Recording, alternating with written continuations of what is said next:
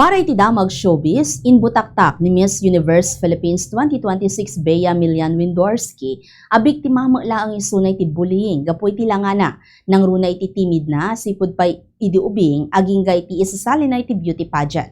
Aminado ni Windorski, anasanay isunan, kadagiti panaguy-uyaw, ngam imbes ang maapektaran, inaramat na daytoy kas inspirasyon. Na-inspirar ti beauty queen ka ni Miss Universe 2025 Fatima Bosch alubablaban latta iti baet dagiti pamabalaw. Naipas ngay ni Windorski ti Milwaukee, kaya nadadara na nga Pilipino manipod ti inana.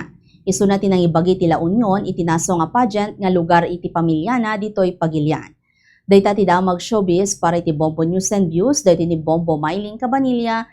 This is Bombo Radio Philippines, the #1 and most trusted source of news and information, basta radyo. Bombo!